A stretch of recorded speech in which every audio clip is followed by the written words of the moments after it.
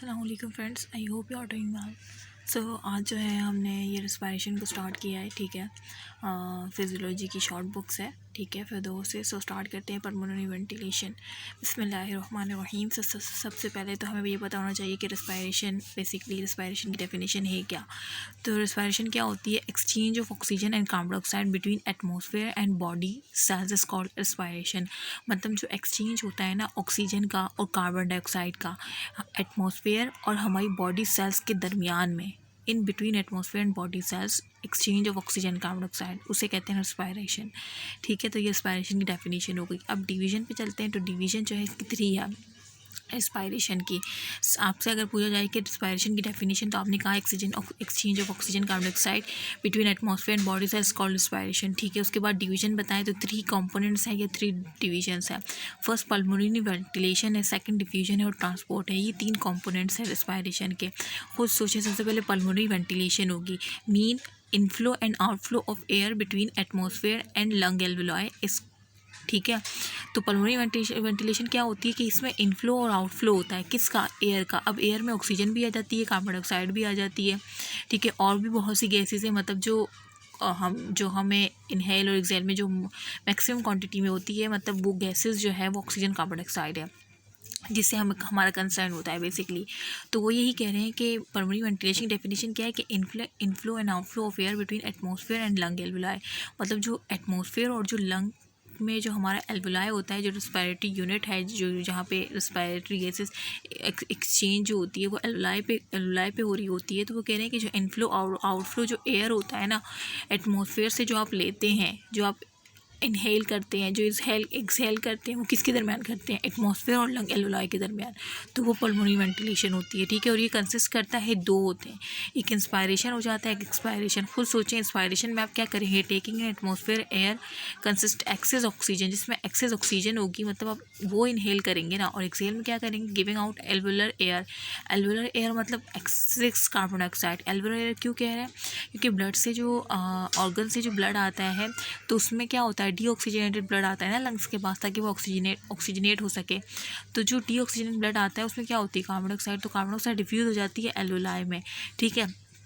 तो carbon dioxide जब alveoli में डिफ्यूज़ हो जाएगी, तो इसका मतलब एल्वेलर एयर क्या है? कार्बन डाइऑक्साइड है, जिसे हमने एक्सहेल करना है, ठीक है। सो इसमें पल्मोनरी वेंटिलेशन में 2 है, इंस्पायरेशन, इसमें ऑक्सीजन इनटेक करते हैं, एक्सपायरेशन जिसमें हम आउट करते हैं कार्बन डाइऑक्साइड को, या एल्वेलर एयर कह लें, ठीक है। तो पल्मोनरी वेंटिलेशन क्या है कि inflow and outflow of air दोनों आ जाते हैं ऑक्सीजन कार्बन डाइऑक्साइड पे। उसमें 2 डिवीजन है, इंस्पायरेशन और एक्सपायरेशन, ठीक है।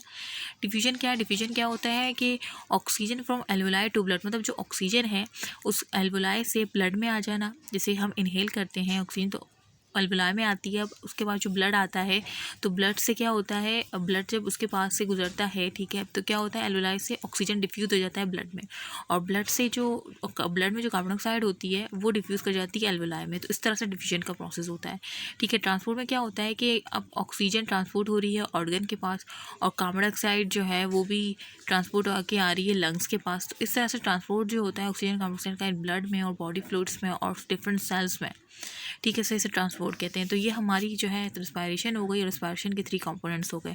अब हम पढ़ते हैं रिस्पायरेशन के फंक्शन क्या है। देखें, exchange of oxygen carbon dioxide between alveolar air and blood, ये तो अभी आपने पढ़ा। अभी मैंने आपको समझाया कि एल्वेलर एयर और ब्लड में एक्सचेंज हो रहा होता है oxygen carbon dioxide. Alveolar air से जो एल्वेलाई से ऑक्सीजन जाती है ब्लड में, ठीक है, और ब्लड से कार्बन डाइऑक्साइड जाती है एल्वेलाई में। तो जो ब्लड से कार्बन डाइऑक्साइड जाती है एल्वेलाई में, तो उससे जो है मतलब ऊपर जो है कहा गया था एल्वेलर एयर। अच्छा, एक्सक्रीशन ऑफ वोलेटाइल सब्सटेंस, और इस रेस्पायरेशन के थ्रू जो है ना, जब हम एक्सहेल करते हैं तो वोलेटाइल सब्सटेंस जो होते हैं, ammonia, ketone bodies, essentials oils, alcohol, water vapours, ये भी एक्सहेल हो जाते हैं। जब हम एक्सहेलेशन करते हैं तो वोलेटाइल सब्सटेंस भी एक्सहेल हो जाते हैं। तो एक ये फंक्शन हो गया, मेंटेनेंस एसिड बेस बैलेंस। अब ये रिस्पायरेशन ये एसिड बेस बैलेंस भी मेंटेन करता है। अब आप सोचिए किस तरह से, बाय जैसे कार्बन डाइऑक्साइड एलिमिनेशन, जब कार्बन डाइऑक्साइड को एलिमिनेट करता है ना रिस्पायरेशन के, तो जब हम एक्सहेल करते हैं कार्बन डाइऑक्साइड को, तो उसके जरिए जब कार्बन डाइऑक्साइड जब खुद सोचिए जब कार्बन डाइऑक्साइड एक्सहेल होगी तो एसिड बेस बैलेंस जो है बॉडी में मेंटेन रहेगा, ठीक है। तो एक काम ये हो गया मेंटेनेंस ऑफ टेम्परेचर बैलेंस। और चौथा काम क्या है कि टेम्परेचर बैलेंस को मेंटेन करता है। किस तरह से? अब टेम्परेचर बैलेंस किस तरह से? By losing heat in expired air. ये क्या करता है, जब हम एक्सपायर कर रहे होते हैं, जब हम एक्सहेल कर रहे होते हैं तो हम एयर को एक्सहेल करते हैं ना, मीन कार्बन डाइऑक्साइड को, ठीक है। अच्छा, तो उसकी वजह से लूजिंग हीट भी हो जाती है, उसी के साथ जो है हमारी जो मतलब जो बॉडी हीट होती है वो भी एक्सहेल होती रहती है। तो टेम्परेचर बैलेंस इस तरह से मेंटेन रहता है। अच्छा, help venous return by decreasing intrathoracic pressure and increasing intra abdominal pressure during inspiration के दौरान क्या होता है कि जो एंट्राथोरेसिक प्रेशर है वो डिक्रीज हो जाता है, जो इंट्रा एब्डोमिनल प्रेशर है ना वो बढ़ जाता है, ठीक है। तो उसमें क्या होता है कि ये इंस्पायरेशन की बदौलत ही होता है, तो उससे हेल्प होती है वीनस रिटर्न को, ठीक है। तो ये फंक्शन हो गए। अच्छा, उसके बाद हम मैकेनिज्म इंस्पायरेशन इंशाल्लाह नेक्स्ट पढ़ेंगे।